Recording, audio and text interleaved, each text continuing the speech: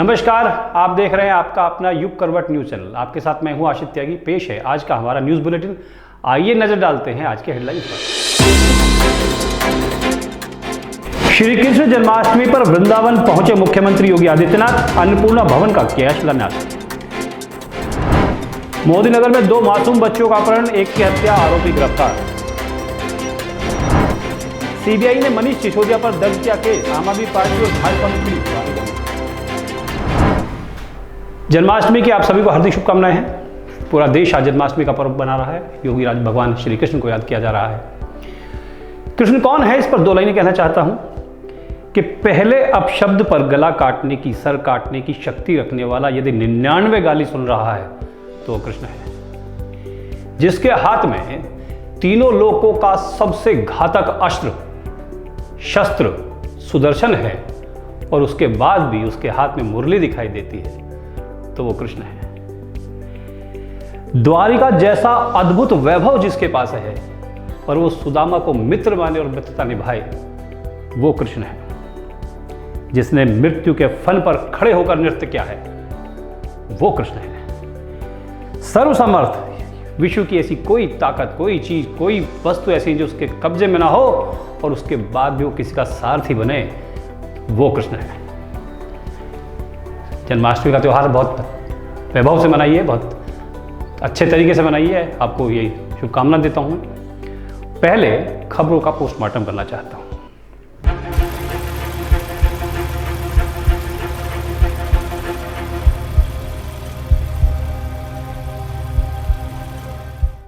सबसे पहले बात करते हैं पोस्टमार्टम की, एक विशेष कार्यक्रम जिसमें हम कुछ खबरों का जिक्र करते हैं। उम्मीद करता हूं आपको पसंद आए। इसके लिए आप मुझे कमेंट करें, लाइक करें, वीडियो को शेयर करें ताकि हमें पता लगे आपको कैसा लग रहा है। शिवपाल यादव ने भगवान श्री कृष्ण जन्मोत्सव पर अपने समर्थकों को शुभकामनाएं दी है। एक पत्र जारी किया है। सभी लोग देते हैं, कोई नई बात नहीं है। महत्वपूर्ण बात पोस्टमार्टम के लिए जो है उस पत्र की भाषा है जो उसमें कहा गया है। उन्होंने भगवत गीता का उल्लेख करके यादव समाज से अनूठी अपील की है। उन्होंने कहा है कि पिता को छल बल से अपमानित करके पद से हटाने वाले कंस को कोई कैसे बर्दाश्त कर सकता है।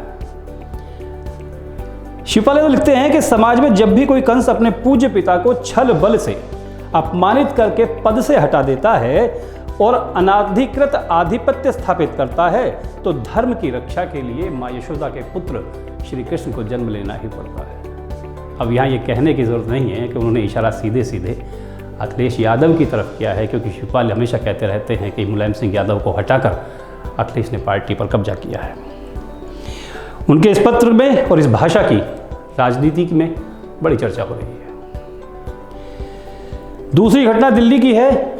दिल्ली में सीबीआई की रेड क्या हुई, एक राजनीतिक महाभारत शुरू हो गया आम आदमी पार्टी और भारतीय जनता पार्टी के बीच।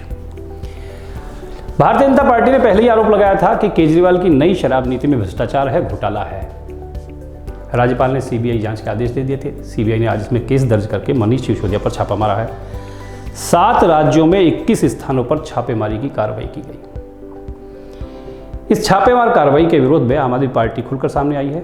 मुख्यमंत्री अरविंद केजरीवाल ने अमेरिका के प्रसिद्ध न्यूयॉर्क टाइम्स की प्रति सामने दी है, उसकी एक कॉपी सामने लाए हैं जिसमें ये कहा गया है कि इस अखबार ने दिल्ली की स्वास्थ्य और शिक्षा सेवाओं की सराहना की है।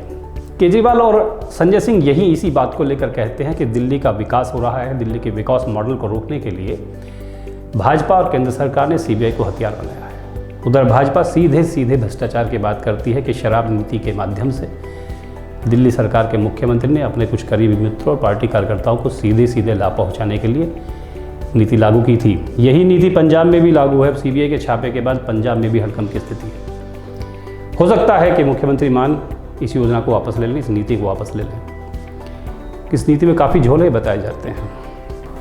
एक अलग हटकर जानकारी देना चाहता हूँ। भारतीय करेंसी जो है वो 2500 साल पुरानी है। क्या आप जानते हैं कि वर्ष 1917 में ₹1 की कीमत $13 हुआ करती थी। 1947 में जब देश आज़ाद हुआ तो हमारे देश पर ₹1 का भी कर्ज नहीं था। 1947 में देश आज़ाद होने के बाद डॉलर और रुपया बराबर बराबर था। 1 रुपया माने 1 डॉलर। 1951 में पहली पंचवर्षीय योजना के लिए भारत सरकार ने विदेशी कर्ज लिया था। 1948 से 1966 तक 1 रुपये की कीमत 4.66 डॉलर रही। 1975 में डॉलर 8 रुपये से ऊपर हो गया। 1985 में 12 रुपये तक जा पहुंचा। 1991 में भारत में महंगाई का एक जबरदस्त तूफान आया। पूरी अर्थव्यवस्था चौपट हो गई। फॉरेन रिजर्व हमारा कम हो गया और डॉलर 17 रुपये से ऊपर पहुंच गया। वर्ष 1993 में इसकी कीमत 30 रुपये से ऊपर थी। 2002 से लेकर 2010 तक आते आते डॉलर 50 रुपये का हो गया और आज हम जानते हैं कि डॉलर लगभग 78 रुपये चल रहा है। तो रुपये की कीमत साल दर साल कैसे गिरी और डॉलर की साल दर साल कैसे बढ़ी, ये मैंने आपको इस छोटी सी एक घटनाक्रम के माध्यम से बताया है। और अभी भी हमारी अर्थव्यवस्था समृद्ध कही जा रही है, लेकिन डॉलर के मुकाबले हम कहीं नहीं ठहरते हैं और इसके लिए केंद्र सरकार को विशेष कदम उठाने पड़ेंगे, भारतीय रिजर्व बैंक को विशेष कदम उठाने पड़ेंगे। ये था आज का पोस्टमार्टम। कैसा लगा जरूर बताइएगा। अब चलते हैं बुलेटिन की तरफ। गाजियाबाद के मोदी नगर में एक दिल दहलाने वाली घटना हुई है। यहाँ 9 वर्ष की एक बच्ची की हत्या कर दी गई। हत्या करने वाले को हालांकि गिरफ्तार कर लिया गया है। आरोप है कि उसने 2 बच्चियों को अगवा किया था, जिनमें से एक की हत्या हुई है। दूसरी बच्ची को पुलिस ने सकुशल बरामद कर लिया है। पुलिस हिरासत में दिख रहा ये शख्स दरिंदगी की हद पार कर गया। इसने मोदीनगर के रोरी गांव से 2 बच्चियों का अपहरण कर लिया था। इनमें से एक बच्ची की लाश खेत से बरामद हुई। जनपद गाजियाबाद में थाना मोदीनगर अंतर्गत एक गांव पड़ता है, रोरी गांव। वहां पे शाम को 2 बच्ची है, एक 6 साल का, एक 9 साल का 2 बच्ची है। उसका गांव का जो जानने वाला एक आदमी है और उसको उम्र लगभग 25 साल है। उसके साथ उन्होंने लेके आया साइकिल में और गांव से लगभग 1-1.5 किलोमीटर दूर पर खेती में लेके आया और उसके बाद गांव में लोग को पता चला इस तरह के दोनों बच्चे का ले गए। इस तरह का सूचना मिलने के बाद गांव वाला सभी लोग मिलके, पुलिस मिलके सभी लोगों ने पूरा कॉम्बिंग ऑपरेशन कराया पूरा यहाँ पे गन्ना के खेत और जौहर के खेत में। और एक बच्ची मिल गई थी, 6 साल की बच्ची, वो मिल गया था। अभी उसका ठीक ठाक है, उसको कोई दिक्कत नहीं है अभी। और बाकी दूसरा 9 साल के बच्चे, वो अभी भी हम लोग तलाश रहे खेती में, हम लोग सभी पूरा कॉम्बिंग ऑपरेशन कर रहा है। और जो आदमी ले गया था, जो मुलजिम है और जो संदिग्ध है, उसको भी हम लोग पुलिस ने पकड़ लिया है और उसको भी पुलिस लेके उससे भी पूछताछ हो रही है और उसका ले जाके मुलजिम को ले जाके हम लोग खेती में ढूंढ रहे हम लोग। वो अभी उनको थोड़ा से वो नशा में है, इसलिए वो पूरा एग्जैक्ट स्थान नहीं दिखाई पड़ रहा है। फिर भी हम लोग उनका सहयोग से सभी जगह से हम लोग ढूंढ रहे, सब जगह से अभी पूरा पुलिस लगी है। हम जल्दी से जल्दी दूसरा बच्चे की भी सब कुछ बरामद करेंगे पुलिस प्रयास में। गाजियाबाद के रोरी गांव में दिल दहलाने वाली ये घटना हुई। ये गांव मोदीनगर क्षेत्र में है। यहाँ ये आदमी 2 बच्चों को अगवा करके ले गया था। इनमें से एक बच्ची 9 साल की तो दूसरी 6 साल की थी। गांव वालों को घटना का पता चला तो पुलिस को सूचना दी गई। ब्यूरो रिपोर्ट, युग करवट। एक और घटना जो समाज के लिए अच्छी नहीं है, वो भी गाजियाबाद से ही है। यहाँ कविनगर क्षेत्र की महिंद्रा कॉलोनी में रहने वाली एक महिला की उसी के पति ने जमकर पिटाई की। सीसीटीवी फुटेज में साफ देखा जा सकता है कि कैसे पति उसे सड़क पर दौड़ा दौड़ा कर गिरा गिरा कर पीट रहा है। सीसीटीवी में मिली फुटेज गाजियाबाद में कविनगर थाना क्षेत्र की महिंद्रा एन्क्लेव कॉलोनी की बताई जा रही है। इसमें साफ देखा जा सकता है कि एक आदमी कैसे एक औरत को दौड़ा दौड़ा कर पीट रहा है। बताया जा रहा है कि ये दोनों पति पत्नी हैं। पति नशे में धुत था। पत्नी ने सब्जी लाने को कहा तो वो गुस्सा हो गया, फिर उसने मारपीट शुरू कर दी। पत्नी बचने के लिए घर से भागकर सड़क पर आई तो उसने यहाँ भी दौड़ा दौड़ा कर और गिरा गिरा कर पीटना शुरू कर दिया।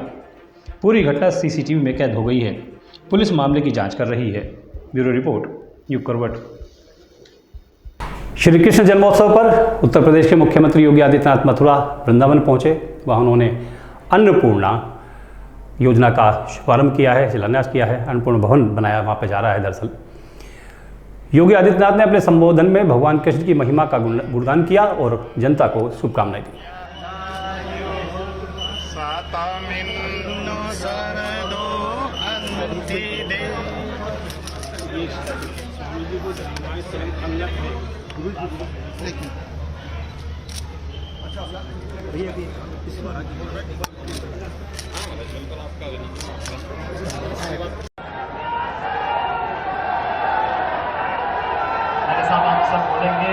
वृंदावन बिहारी लाल की, वृंदावन बिहारी लाल की।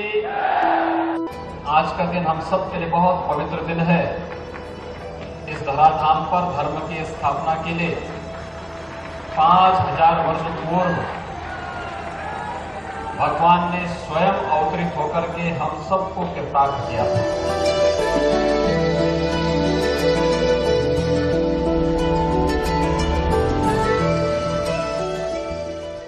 अलर्ट जारी होता था कि रात 12 बजे के बाद अब ये कार्यक्रम नहीं करेंगे, 10 बजे के बाद आतिशबाजी नहीं करेंगे, दोपहर 12 बजे के बाद रंगोत्सव का कार्यक्रम नहीं करेंगे। अब तो ऐसा कोई नोटिस नहीं है। अब तो हर्षोल्लास के साथ हम जन्म मनाएंगे और हमारे कान्हा तो रात्रि को 12 बजे ही जन्म लेते हैं। आम आदमी पार्टी और भाजपा में महाभारत छिड़ी हुई है। मामला केजरीवाल की नई शराब नीति का है। इसमें सीबीआई की एंट्री हो गई है। दिल्ली के उप मुख्यमंत्री मनीष सिसोदिया के ठिकानों पर छापा मारा है सीबीआई ने। 7 राज्यों में 21 स्थानों पर दिन भर छापेमारी चलती रही। दिल्ली के उप मुख्यमंत्री और आम आदमी पार्टी के नेता मनीष सिसोदिया के ठिकानों पर सीबीआई ने छापेमारी की। दिल्ली में मुख्यमंत्री अरविंद केजरीवाल की आबकारी नीति में कथित घोटाले को लेकर सीबीआई टीम ने शुक्रवार की सुबह से छापेमारी शुरू की थी। दिल्ली और पंजाब के अलावा 7 अन्य राज्यों में 21 जगह पर छापेमारी की गई। सीबीआई के अधिकारी ने बताया कि जांच एजेंसी ने मनीष सिसोदिया के खिलाफ केस भी दर्ज कर लिया है। सिसोदिया ने ट्वीट करके कहा कि हम लाखों बच्चों का भविष्य बना रहे हैं। बहुत ही दुर्भाग्यपूर्ण है कि हमारे देश में जो अच्छा काम करता है उसे इसी तरह परेशान किया जाता है। इसलिए हमारा देश अभी तक नंबर 1 नहीं बन पाया है। सिसोदिया के ठिकानों पर सीबीआई की छापेमारी को लेकर आम आदमी पार्टी नेता संजय सिंह की प्रतिक्रिया सामने आई है। उन्होंने कहा कि लोग दिल्ली के विकास को रोकना चाहते हैं और हम दिल्ली के काम को रोकने नहीं देंगे। इन सारी बातों का जवाब मनीष सिसोदिया जी दे चुके हैं, पूरी पार्टी दे चुकी है। मैं आपसे पूछ तो रहा हूं, अगर शराब मुद्दा है तो गुजरात में जांच क्यों नहीं होनी चाहिए, जहां पे जहरीली शराब से बीजेपी नेताओं ने एक जिला पंचायत का सदस्य पकड़ा गया था भाजपा का, जिसके घर में जहरीली शराब, नकली शराब बन रही थी। क्या कार्रवाई हुई ईडी सीबीआई की? क्या कार्रवाई होती है बीजेपी नेताओं पर ईडी सीबीआई की? येदियुरप्पा जेल गया, हेमंत विश्व शर्मा पे जो जांच चल रही थी वो जांच में कुछ निकला? क्या निकला बताइए? नीरव मोदी, मेहुल चौकसी 20,000 करोड़ लूट के भाग गए, कुछ हुआ? 9,000 करोड़ विजय माल्या लूट के भाग गए, कुछ हुआ? जल जीवन मिशन का हजारों करोड़ का भ्रष्टाचार हमने खोला था उत्तर प्रदेश के अंदर, कुछ हुआ? 42,000 करोड़ का डीएचएफएल ने घोटाला कर रखा है, 29 करोड़ रुपए चंदा दिया है बीजेपी को उसने, कुछ हुआ? मैं आपको फिर दोहरा रहा हूं, मकसद इनका बहुत साफ है, अरविंद केजरीवाल की बढ़ती लोकप्रियता को रोकना। मकसद इनका बहुत साफ है, शिक्षा और स्वास्थ्य का जो मॉडल आज पूरे देश में लोकप्रिय हो रहा है, पूरी दुनिया में लोकप्रिय हो रहा है, उसको बदनाम करना। भारतीय किसान यूनियन ने 72 घंटे के अनशन की घोषणा की है। गाजियाबाद में भारतीय किसान यूनियन के कार्यकर्ता कलेक्ट्रेट को घेरे बैठे हैं। गुरुवार की शाम को इन्होंने अनशन की शुरुआत की थी। साहिबाबाद पुलिस ने लूट करने वाले गैंग के 4 सदस्यों को गिरफ्तार किया है। इन पर पूरे एनसीआर क्षेत्र में लूट करने का आरोप है। इनके कब्जे से सोने की 5 टिक्की, नकदी और हथियार बरामद किए गए हैं। अधीक्षक महोदय द्वारा अपराधियों के विरुद्ध चलाए गए अभियान के तहत आज क्षेत्राधिकारी साहिबाबाद के नेतृत्व में थानाध्यक्ष साहिबाबाद की टीम ने 4 शातिर अपराधियों को गिरफ्तार किया गया है, जिनसे ये 8 घटनाएं जो इन्होंने साहिबाबाद में स्नैचिंग की थी वर्कआउट हुई हैं। उसको पूछताछ में इन्होंने उसको कबूल किया है। और मेन इसमें जो एविडेंस है कि सीसीटीवी फुटेज के माध्यम से हम लोग इनके तक पहुंचे हैं और इनको गिरफ्तार करके इनसे बरामदगी की गई है। उसमें ज्वेलर्स, जिसको ये सामान बेचते थे, वो ज्वेलर्स को भी हम लोगों ने पकड़ा, उसको मुलजिम बनाया है और जो लूटा हुआ सामान था उसकी बरामदगी भी की है। तो आज के लिए बस इतना ही। गाजियाबाद और देश विदेश की खबरों के लिए देखते रहिए युग करवट और पढ़िए आपका अपना युग करवट न्यूज़पेपर। युग करवट चैनल को लाइक करें, सब्सक्राइब करें और कमेंट जरूर करें। आपके कमेंट हमारे लिए बहुत महत्वपूर्ण है।